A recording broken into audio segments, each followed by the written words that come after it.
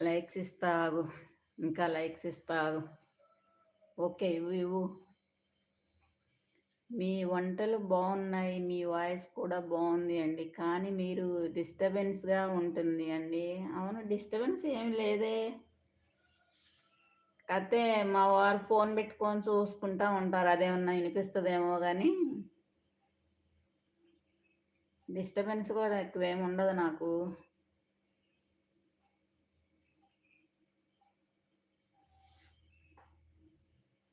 మీ voice కూడా బావుంటుంది. నా వాయిస్ బావుండిద్దని నలుగురు, ఐదుగురు గూడా చెప్పారండి.